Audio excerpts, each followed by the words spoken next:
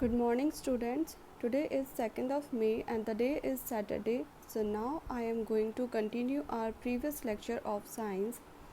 The last topic I explained to you was the mixture, and I said that the mixture is divided into two types. The first one is homogeneous mixture and the second is heterogeneous mixture. So what is homogeneous mixture?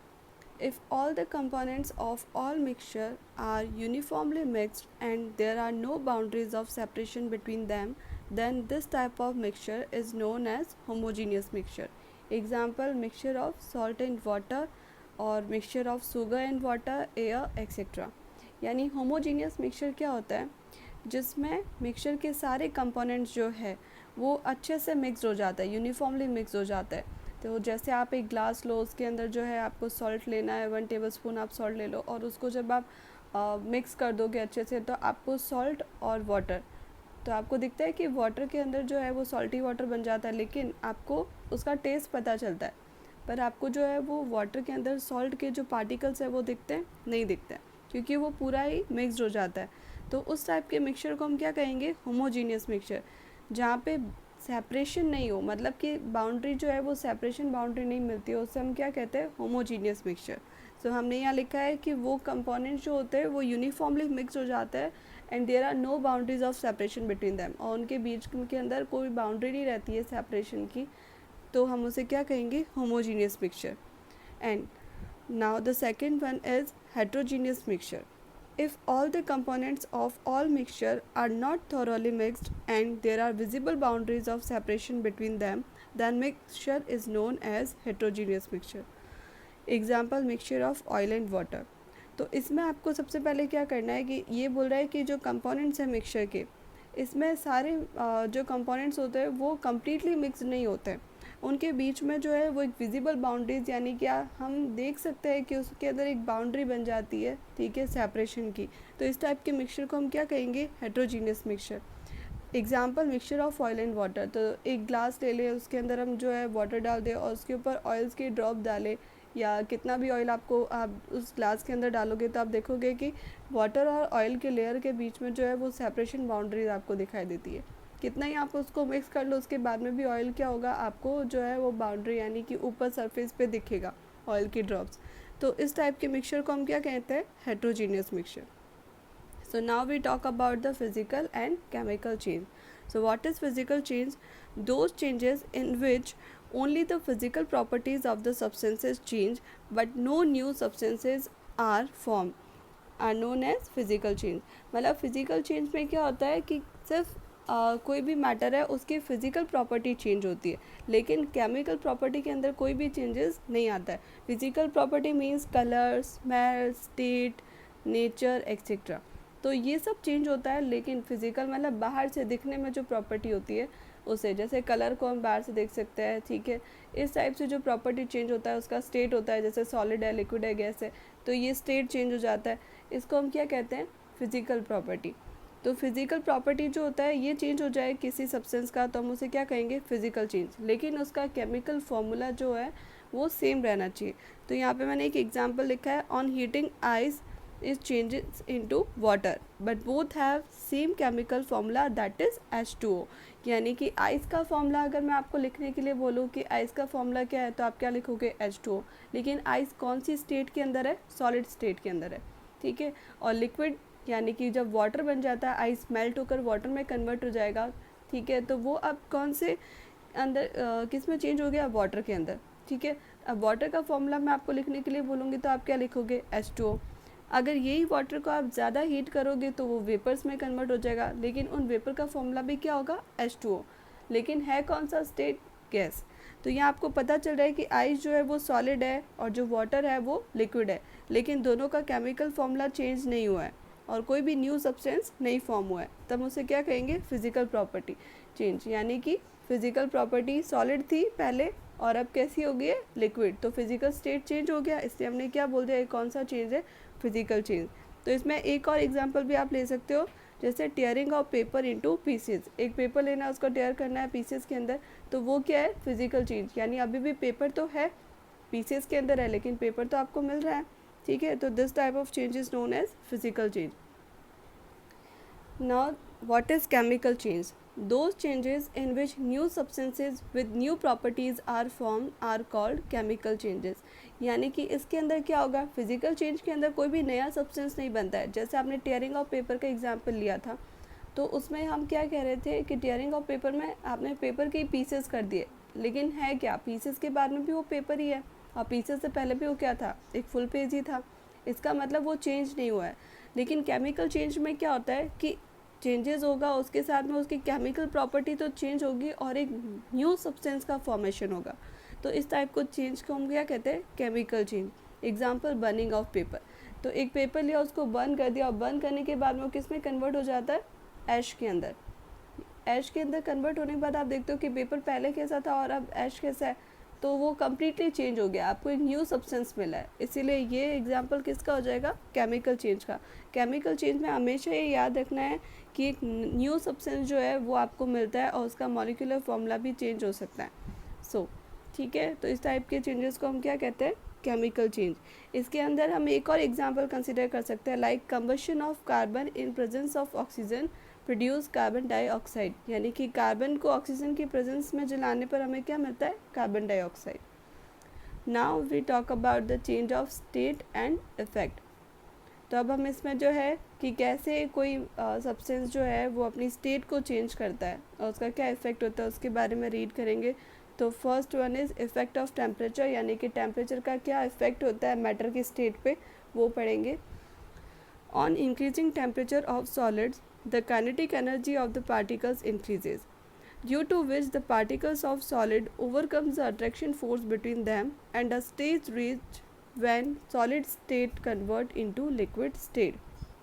यानी कि जब हम किसी भी solid particle को जब temperature, यानी कि उसका टेम्परेचर अगर हम इंक्रीज़ कर दें, ठीक है, उसे हीट एनर्जी प्रोवाइड करें, तो जो काइनेटिक एनर्जी होती है, काइनेटिक एनर्जी मतलब क्या होता है, कोई भी पार्टिकल जब मूव करता है, जैसे कोई बच्चा दौड़ रहा है, तो वो कौन सी एनर्जी को पोजेस कर रहा है, काइनेटिक एनर्जी को. ठीक है, मतलब कोई भी मूविंग पार्टिकल है, ठीक है, वो क्या कौन सी एनर्जी देगा, काइनेटिक एनर्जी को पोजेस करता है.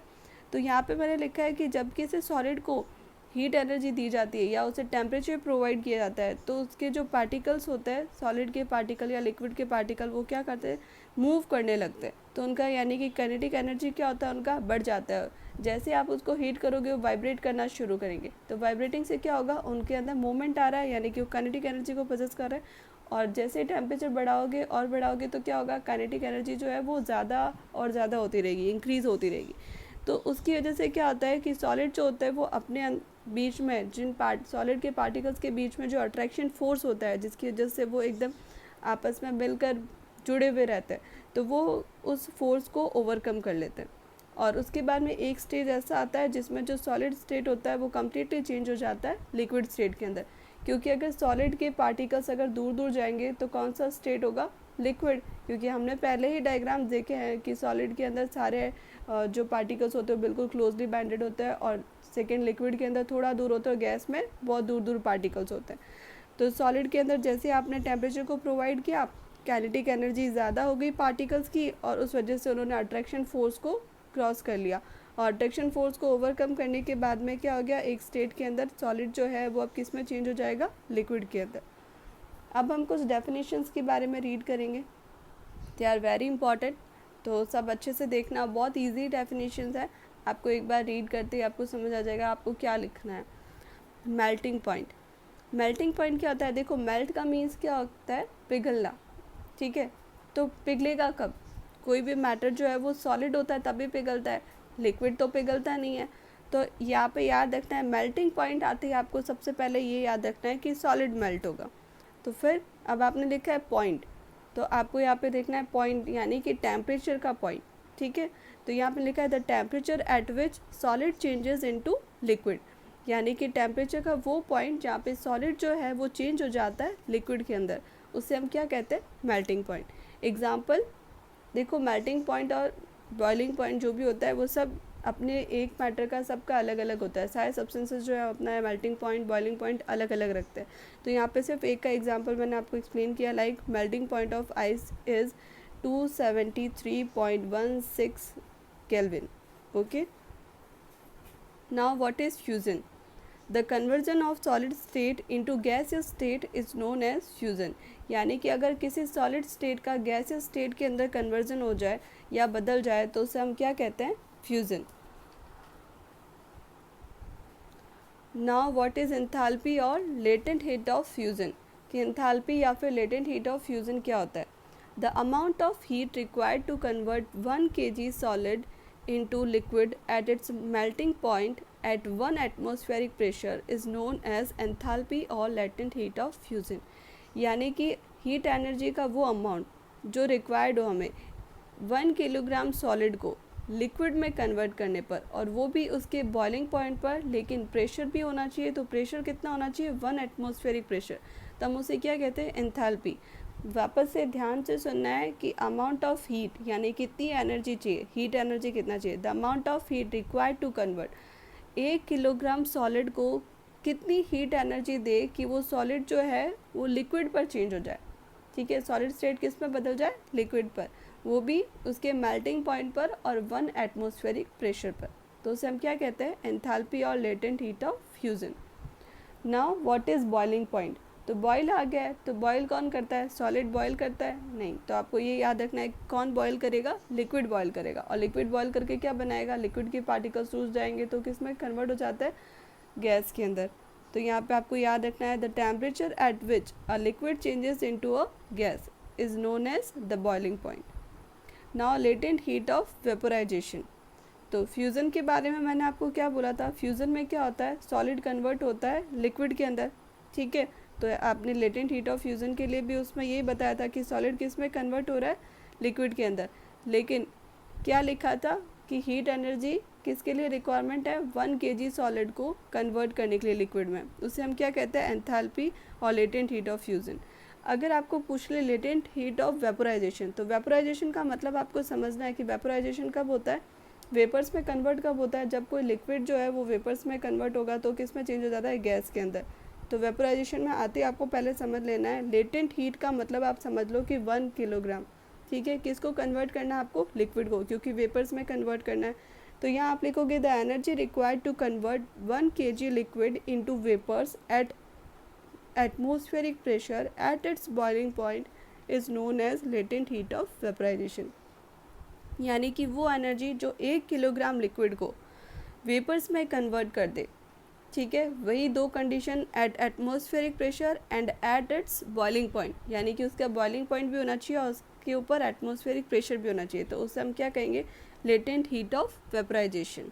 ठीक है, नाउ पहले हमने क्या रीड किया था, effect of temperature and the second one is effect of pressure. तो अब हम इसमें पढ़ेंगे प्रेशर का इफेक्ट क्या होता है। As the pressure increases the particle of gas come closer to each other. यानी कि किसी भी गैस को जो है प्रेशर, मैंने आपको जो लास्ट वीडियो के अंदर एक टेबल बनाई थी सॉलिड, लिक्विड एंड गैस, तो उसके अंदर एक पॉइंट मैंने डिफ्रेंशिएट का बताया था, कंप्रेसिबिलिटी। तो कंप्रेसिबिलिटी के लिए मैंने आपको लिखा था सॉलिड के लिए नेग्लिजिबल होता है, लिक्विड के लिए जो है वो सॉलिड से ज़्यादा होगा लेकिन गैस से कम होगा, और कंप्रेसिबिलिटी के लिए मैंने लिखा था हाई फॉर गैसियस स्टेट। यानी कि गैस की कंप्रेसिबिलिटी क्या होती है, बहुत ज़्यादा हाई होती है। तो मैंने उस टॉपिक में भी आपको एक्सप्लेन किया था कि कंप्रेसिबिलिटी का मतलब क्या होता है, प्रेशर अप्लाई करना। तो यहाँ पे आपने लिखा है कि सबसे पहले प्रेशर जो है सबसे ज़्यादा किस पे लगा सकते हैं, गैस पे, इसीलिए हम यहाँ पे किसकी बात करेंगे, गैस की। एज द प्रेशर इंक्रीजेज, जैसे ही प्रेशर इंक्रीज होता है पार्टिकल ऑफ गैस पे, तो वो पास में आने लगते हैं। अब जब गैस के पार्टिकल पास में आएंगे तो किस में कन्वर्ट होंगे, लिक्विड में। तो यहाँ आपने लिखा है as the pressure increases the particle of gas come closer to each other due to which force of attraction increases. तो इसकी वजह से क्या होता है कि जैसे पार्टिकल पास में आएंगे तो वो एक दूसरे को क्या करेंगे, अट्रैक्ट करेंगे। तो इसीलिए अट्रैक्शन फोर्स क्या हो गया, इंक्रीज हो गया। In this way gas changes into liquid. तो जैसे ही वो पार्टिकल क्लोज आ जाएंगे तो अब वो गैस से क्या हो गए, किस में कन्वर्ट हो गए, लिक्विड में। But liquid can't be change into solid after application of high pressure because liquids have very low compressibility. तो जैसा बताया था कि लिक्विड के पास में लो कंप्रेसिबिलिटी होता है, सॉलिड में तो कंप्रेसिबिलिटी होता ही नहीं है, लिक्विड के पास होता है लेकिन बहुत ही लो कंप्रेसिबिलिटी होता है।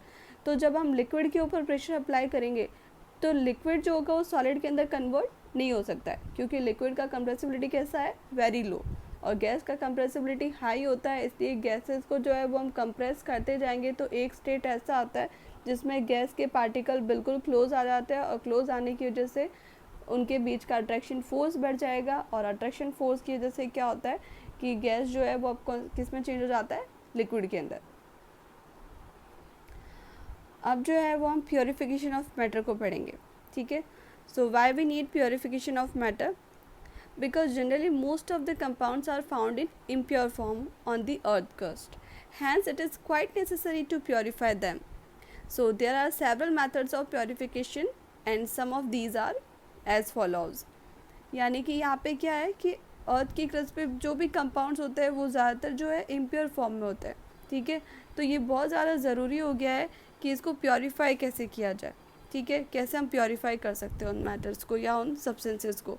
तो यहाँ पे बहुत सारे जो है वो मेथड होते हैं प्योरीफिकेशन के लिए, लेकिन हम जो है वो 6 टाइप के मेथड को जो है वो यहाँ स्टडी करेंगे। So the first one is filtration. To separate solid and liquid from heterogeneous mixture we use this process.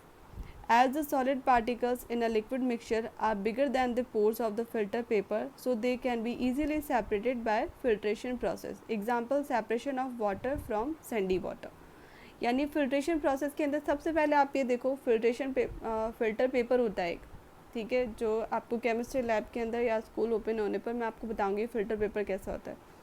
तो जैसे आप ट्री स्ट्रेनर ले लो, तो जब हम चाय बनाते हैं, ठीक है, तो चाय बनाते हैं उसके बाद में हम क्या करते हैं, स्ट्रेनर से उसको छानते हैं। तो जब हम स्ट्रेनर से उसको छानेंगे तो आप देखोगे कि जो टी लीव्स होती है, ठीक है, जो चाय की पत्ती होती है वो तो क्या रह जाती है स्ट्रेनर के ऊपर की ओर, और जो कप है नीचे उसके अंदर सारा लिक्विड आ जाता है, ठीक है। तो वैसा ही फ़िल्टर पेपर भी वर्क करता है, ठीक है। तो इसमें आप सबसे पहले क्या होगा कि हमें मिक्सचर कौन सा चाहिए होता है, हेट्रोजीनियस मिक्सचर। यानी कि अगर आप होमोजीनियस मिक्सचर लेते हो तो होमोजीनियस मिक्सचर में तो क्या होंगे, पार्टिकल्स कम्प्लीटली डिजॉल्व हो जाते हैं, ठीक है, like sugar and salt solution, तो सॉल्टी वाटर बनाएगा। अब आप उसे फिल्टर पेपर से अगर पास कराओगे तो सॉल्ट अलग नहीं होगा क्योंकि वो होमोजीनियस मिक्सचर है। तो सबसे पहले आपको ये याद रखना है फिल्ट्रेशन के लिए हमें कौन से टाइप का मिक्सचर चाहिए, दैट इज़ हेट्रोजीनियस मिक्सचर, जिसके अंदर जो है वो पार्टिकल्स डिजॉल्व नहीं हो। तो यहाँ पे आपने सबसे पहले लिया है सैंडी वाटर। सैंडी वाटर यानी कि वाटर है, उसके अंदर हमने क्या किया है, सैंड को मिक्स कर दिया है, ठीक है। अब सैंड कोई वाटर के अंदर घुलती है, नहीं घुलती है, उसके पार्टिकल्स जो है वो आपको दिखते हैं, ठीक है। तो there are visible boundaries between them, and then हम उसे क्या करेंगे, फ़िल्टर पेपर के ऊपर जो है उसे पोर करेंगे। पोर करने पर हम देखेंगे कि जो सेंट पार्टिकल्स है वो कहाँ रह जाएंगे, फ़िल्टर पेपर के ऊपर साइड में, और जो बाकी वाटर है वो कहाँ आ जाएगा, बीकर के अंदर। तो यहाँ पे आपने ये जो है मैंने डायग्राम भी बना रखा है, ये डायग्राम भी आपको कॉपी के अंदर ड्रॉ करना है, ठीक है। तो अब आपको समझ में आ गया होगा कि यहाँ पे फ़िल्टर पेपर का वर्क क्या, फिल्ट्रेशन मेथड क्या होता है। Now we talk about the distillation. If liquid has any soluble solid present in it, then on boiling the liquid evaporates, and on cooling the vapors of these liquid by condensation process we can get pure liquid. This phenomenon is known as distillation. यानी कि liquid के अंदर कोई भी soluble solid present है, ठीक है। तो soluble solid यानी कि कोई भी solid जो है वो घुल चुका है, उसके अंदर एकदम अच्छे से मिक्सड हो चुका है, तो हम उसे जैसे ही बॉयल करेंगे तो लिक्विड क्या होगा, इवेपोरेट करेगा, यानी कि लिक्विड जो है वो वेपर्स के अंदर कन्वर्ट हो जाएगा। अब सॉलिड जो है उसके अंदर डिज़ोल्व हो रखा था तो वो तो वेपर्स में कन्वर्ट नहीं होगा। सो अब जब हम उसको कूल करेंगे उन वेपर्स को, तो वो लिक्विड जो है वो कंडेंसेट हो जाएगा, और बाय कंडेंसेशन हमें क्या मिलेगा, प्योर लिक्विड मिलेगा। याद रखना है कि डिस्टिलेशन में क्या होता है कि कोई लिक्विड जिसके अंदर सॉल्यूबल सॉलिड प्रेजेंट हो, यानी कि वो सॉल्यूबल है सॉलिड, ठीक है, तो हम उसे क्या करेंगे कि उसे टेम्परेचर देंगे, बॉईल करेंगे। बॉईल करने पर क्या होगा, जो भी हमारे पास में जो लिक्विड था वो लिक्विड तो इवेपोरेट हो जाएगा, ठीक है, और इवेपोरेट होकर अब उसे हम क्या करेंगे, कंडेंस कर देंगे कूल डाउन करके। तो कंडेंसेशन से हमें क्या मिलेगा, प्योर लिक्विड, और जो सारा सॉलिड होगा वो कहाँ पे रह जाएगा, लास्ट में, ठीक है। Example distillation of water etcetera, क्योंकि वाटर के अंदर जो होता है बहुत सारी डिजॉल्व इम्प्योरिटीज़ होती है, तो इससे हम वाटर को प्योरीफाई करते हैं। Now the third one is sublimation. Some solid substances on heating get directly converted into vapour phase without passing through the liquid state, which is called as sublimation. यानी कि इसके अंदर क्या होता है, कुछ सॉलिड सब्सटेंसेस ऐसे होते हैं जो हीट करने पर सबसे पहले किस में कन्वर्ट हो जाता है, किसी भी सॉलिड को हम हीट करते हैं तो किस में कन्वर्ट होता है, लिक्विड के अंदर, और बाद में किस में कन्वर्ट होगा, गैस के अंदर। जैसे आप किसी आइस का एग्जांपल लेते हैं, तो आइस को अगर हम टेम्परेचर प्रोवाइड करें या उसको गर्म करें तो सबसे पहले आइस किस में कन्वर्ट होगा, वाटर में, and then it will convert into vapours और we can say the gaseous state. लेकिन यहाँ पे क्या हो रहा है कि जैसे हमने सॉलिड पार्टिकल्स को, कुछ सॉलिड सब्सटेंसेस ऐसे भी होते हैं they get directly converted into vapour, यानी कि वो पहले लिक्विड स्टेट के अंदर चेंज होते ही नहीं है। सॉलिड को जैसे ही गर्म किया हो सबसे पहले किस में हो जाएगा, उसको हीट एनर्जी प्रोवाइड होते ही वो वेपर्स के अंदर कन्वर्ट हो जाएगा, यानी गैस स्टेट में चला जाता है। इसको हम क्या कहते हैं, sublimation. Example ammonium chloride, iodine etcetera. तो these are the solid substances which are directly converted into vapour phase without passing through the liquid state. तो ये क्या होते हैं कि डायरेक्ट गैसेस स्टेट के अंदर चेंज हो जाते हैं सॉलिड से, होते तो सॉलिड है, और अगर हीट एनर्जी प्रोवाइड करेंगे तो किस में कन्वर्ट हो जाते हैं, गैस स्टेट के अंदर। लिक्विड स्टेट को ये क्रॉस ही नहीं करता है, सीधा सॉलिड से किस में कन्वर्ट हो गई, गैस में। When we heat the mixture of salt and ammonium chloride is evaporated while salt remain in the dish। तो यहाँ पे जो है सबसे पहले आपको क्या करना है, एक प्लेट लेनी है और प्लेट के ऊपर फेनल को फिट कर देना है, और उस प्लेट के अंदर जो है अमोनियम क्लोराइड और सॉल्ट का जो है वो हम मिक्सचर डालेंगे। तो देखते हैं कि अमोनियम क्लोराइड और सॉल्ट दोनों ही क्या है, सॉलिड सब्सटेंसेस है। लेकिन जैसे ही आप उसको गर्म करोगे, गर्म करने पर क्या होता है, अमोनियम क्लोराइड इवेपरेट हो जाता है। इवेपरेट यानी कि वो किस में पहले सॉलिड था, किस में कन्वर्ट हो गया है, वेपर्स के अंदर। तो हमने फेनल के ऊपर क्या लगा रखा है, कॉटन, तब वो ऊपर वेपर्स है तो वेपर्स में तो कन्वर्ट हो गया लेकिन बाहर नहीं जा सकता है। तो वो क्या होगा, जो फेनल है उसके वॉल्स पे जो है वो वहाँ पे इकट्ठा हो जाएगा। ठीक है, तो यहाँ हमने लिखा है कि ammonium chloride is evaporated while salt remain in the dish. The ammonium chloride cools on funnel and further get converted into solid form. तो यहाँ पे फनल पे जो है वो क्या होगा कि कूल डाउन होगा, और साथ में उनके वेपर्स कूल डाउन होते ही वो अमोनियम क्लोराइड के अंदर चेंज हो जाएगा। इस टाइप की प्रोसेस को हम क्या कहते हैं, sublimation. Now the fourth one is differential extraction. Separation of two immiscible liquid with the help of separating funnel is called differential extraction. Example separation of oil and water। यानी कि दो अगर इमिक्सिबल लिक्विड क्या होता है, जो आपस में एक दूसरे से अच्छे से मिक्स नहीं हो। ठीक है, इसे हम एक टाइप का हेट्रोजीनियस मिक्सचर भी बोल सकते हैं, जो एकदम से मिक्स नहीं हो, लेकिन दोनों कैसे होने चाहिए, लिक्विड होने चाहिए। तो अगर दो इमिक्सिबल लिक्विड यानी कि दो नहीं घुलने वाले लिक्विड, एक दूसरे में नहीं मिक्स होने वाले लिक्विड, तो हमने यहाँ पे एग्जांपल लिया है ऑयल एंड वाटर, जो आपस में मिक्स नहीं होता है। ठीक है, तो दोनों ही टू इमिक्सिबल लिक्विड्स को अगर हम सेपरेटिंग फेनल के अंदर रखें, ठीक है, तो यहाँ पे आपको जो है सबसे पहले ये डायग्राम बना हुआ है सेपरेटिंग फेनल किस टाइप का होता है।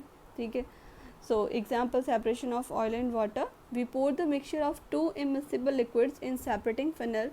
While opening the stop cork at the bottom of the funnel, first we get heavier liquid than the lighter liquid. In this way two immiscible liquid can be separated। तो जब भी आप oil and water, ठीक है, उनको mix करते हो, या फिर आप घर पे अभी एक्टिविटी करके देखना है कि एक ग्लास के अंदर वाटर ले लेना, उसके ऊपर ऑयल्स के ड्रॉप्स डालना, तो आप देखोगे ऑयल के ड्रॉप्स जो है वो वाटर के सरफेस के ऊपर फ्लोट करता है। ठीक है, इसका मतलब जैसे आपने सेपरेटिंग फिनल के अंदर जो है ऑयल एंड वाटर का मिक्सचर डाला है और कॉर्क को ओपन करते हो, ठीक है, फनल के जो बॉटम के अंदर एक स्टॉप कॉर्क है, जैसे हमने उसको ओपन किया तो सबसे पहले जो हैवियर लिक्विड होगा, ठीक है, वो बाहर आएगा, क्योंकि हैवी चीज़ नीचे रहती है और लाइटर चीज़ क्या रहती है, सरफेस पर। तो ऑयल क्या है, लाइटर है, ठीक है, और वाटर क्या है, हैवी है। तो जैसे आप स्टॉप कॉर्क को ओपन करोगे तो वाटर जो होगा वो सारा किस में नीचे आ जाएगा, बीकर के अंदर, और जो जैसे ही वाटर ओवर हो जाए आप स्टॉप कॉर्क को जो है वो क्लोज कर दो, तो उससे क्या होगा, ऑयल और वाटर सेपरेट हो जाएगा। This is known as differential extraction. Now crystallisation. Crystallisation में कोई भी डायग्राम नहीं है, ठीक है। So it is the process of formation of solid crystal from a solution, यानी कि एक सॉल्यूशन में से सॉलिड क्रिस्टल का फॉर्मेशन करना क्या कहलाता है, crystallisation. The method of crystallisation for separating solid from liquid begins by evaporating the liquid. यानी कि क्रिस्टलाइजेशन का प्रोसेस जो होता है वो कैसे होता है कि हम सबसे पहले लिक्विड को क्या करते हैं, क्रिस्टलाइजेशन में सबसे पहले आपको क्या करना है, एक सॉल्यूशन लेना है जिसके अंदर कोई भी सॉलिड पार्टिकल जो है वो डिज़ोल्व हुआ हो, ठीक है, यानी कि घुला हुआ हो। तो सबसे पहले हम उसे क्या करेंगे, सॉलिड पार्टिकल और लिक्विड पार्ट दोनों ही मिक्स्ड है, तो हम लिक्विड को क्या करेंगे, हीट करके इवेपोरेट कर देंगे। अब जब लिक्विड इवेपोरेट हो चुका है तो हमारे पास में पीछे क्या बच जाएगा, सिर्फ सॉलिड। और सॉलिड को जब हम कूल डाउन करेंगे तो किस में कन्वर्ट हो जाएगा, क्रिस्टल के अंदर। तो हमने सबसे पहले इसमें लिया है, the method of crystallisation for separating solid from liquid begins by evaporating the liquid. However in crystallisation evaporation is stop when the solution is concentrated enough. तो क्रिस्टलाइजेशन प्रोसेस के अंदर क्या होता है, इवेपोरेशन बंद हो जाता है कब, जब सॉल्यूशन जो होता है वो इनफ कंसंट्रेटेड हो जाता है, मतलब एकदम गाढ़ा हो जाएगा, ठीक है, बहुत ज़्यादा कंसंट्रेटेड हो जाएगा, तो वो क्या होता है, क्रिस्टलाइजेशन यानी कि वेपर्स बनना, इवेपोरेट होना बंद हो जाता है। The concentrated solution thus allowed to cool slowly to form crystals. तो अब इस कंसनट्रेटेड सॉल्यूशन को हम क्या करेंगे, ठंडा होने के लिए रख देते हैं, ठीक है। तो जब ये ठंडा हो जाएगा तो वो किस में कन्वर्ट हो जाता है, क्रिस्टल के अंदर, which can be separated by filtration. अब आप उसको क्या कर सकते हो, जब क्रिस्टल बन चुके हैं तो हम फिल्टर पेपर करेंगे और उसको यूज़ करेंगे, तो सारा जो क्रिस्टल होगा वो कहाँ रह जाएगा, फिल्टर पेपर की सरफेस पे, और जो लिक्विड थोड़ा बहुत बचा होगा वो कहाँ निकल जाएगा, नीचे बीकर में। Example, mishri is produce by the crystallisation from concentrated sugar solution. तो मिश्री जो होता है वो शुगर के क्रिस्टल्स होते हैं, सबको पता है मिश्री, ठीक है। तो वो हम किससे बनाते हैं, कंसनट्रेटेड शुगर सॉल्यूशन से, यानी पानी और शुगर का मिक्सचर होता है, उससे हम क्या करते हैं, हमें क्या करना है, पानी को अलग करना है, ठीक है, और साथ में उस शुगर को क्या करना है, क्रिस्टल फॉर्म में लाना है। तो हम क्या करेंगे, उसको गर्म करते रहेंगे, गर्म करने पर एक ऐसी स्टेट आएगी जहाँ पे इवेपोरेशन होना बंद हो जाएगा। अब हम उसे ठंडा होने के लिए रख देंगे और ठंडा होने पर वो क्या हो जाएगा, किस में कन्वर्ट हो जाता है, मिश्री के क्रिस्टल में कन्वर्ट हो जाएगा। Last topic is fractional distillation. If there is no significant difference between the boiling point of two liquids, then they can be separated by a simple distillation process. In such condition, fractional distillation technique is used. On heating the mixture, every liquid boils and evaporates at its boiling point. As we know, every liquid has its own boiling point. मैंने पहले ही कहा था कि सभी liquid या solid का जो है अपना एक fixed boiling and melting point होता है. So every liquid has its own boiling point. And what is boiling point? So a point of temperature where a liquid changes into a gas is known as boiling point of that liquid. तो यहाँ पे जो है हमें क्या करना है कि अगर कोई डिफरेंस है, दो लिक्विड है वो अच्छे से मिक्स है, लेकिन उनके बॉइलिंग पॉइंट जो होता है, सबका सारे लिक्विड का बॉइलिंग पॉइंट क्या होता है, डिफरेंट होता है. तो जैसे हम उसे हीट प्रोवाइड करेंगे, ठीक है, तो यहाँ पे लिखा on heating the mixture every liquid boils and evaporate at its boiling point. यानी कि जैसे हम हीट प्रोवाइड करते हैं तो हर एक लिक्विड का बॉइलिंग पॉइंट फिक्स होगा. तो जैसे इसका लिक्विड का बॉइलिंग पॉइंट आएगा, उस लिक्विड पे उस बॉइलिंग पॉइंट पे क्या होगा, एक लिक्विड जो है वो इवेपोरेट हो जाएगा. And we pass the vapours of the mixture of liquid from fractionating column. और उसके बाद में जो वेपर है हम उसे किस में से पास करेंगे, फ्रैक्शनेटिंग कॉलम में से. On condensating these vapours we get to separate liquids. तो उसके बाद में कंडेंसेंस करने पर हमें क्या मिलेगा, दो सेपरेट लिक्विड मिलेंगे. First of all liquid with lower boiling point condensate and then the liquid with higher boiling point condensed. यानी कि सबसे पहले जो है लिक्विड जिसका लोअर बॉइलिंग पॉइंट होगा, जैसे टेम्परेचर जो है वो कैसे इंक्रीज़ होता है, 1 2 3 4 ऐसे करके इंक्रीज़ होगा. तो मान लेते हैं कि किसी का जो टेम्परेचर पॉइंट था वो 10 था, ठीक है, बॉइलिंग पॉइंट, ठीक है, तो वो बॉइलिंग पॉइंट जो है 10 वाला जो होगा वो सबसे पहले कंडेंस किया जाएगा, और जिसका 12 होगा तो वो 12 पे कंडेंस किया जाएगा. इस टाइप से जो है फ्रैक्शनल डिस्टिलेशन से किसी भी दो लिक्विड को जो है वो सेपरेट किया जा सकता है और प्योर फॉर्म में हम उससे ऑब्टेन कर सकते हैं. Example, on fractional distillation of petroleum we get petrol, diesel, kerosene, vaseline etcetera. तो एक 8th क्लास में एक आपका डायग्राम था, ठीक है, जिसका नाम ये था फ्रैक्शनल डिस्टिलेशन ऑफ पेट्रोलियम, मैंने बताया था आपको. तो जो फ्रैक्शनल डिस्टिलेशन ऑफ पेट्रोलियम में आपको याद हो, उसके अंदर आपको बहुत सारे जो है वो आपने कंपाउंड्स लिखे थे, like petrol, diesel, kerosene, vaseline etcetera. तो ये सब मिलता कहाँ से है, पेट्रोलियम के बाई प्रोडक्ट्स है. लेकिन फ्रैक्शनेटिंग कॉलम के अंदर इनका अलग अलग बॉइलिंग पॉइंट होता है. तो जैसे जैसे बॉइलिंग पॉइंट के साथ में इवेपोरेट होता है और कंडेंस होता है, हमें इतने सारे प्रोडक्ट्स जो है वो मिलते हैं. सो with the end of this topic here, your chapter 2 is also finished. In next video I will start a new chapter.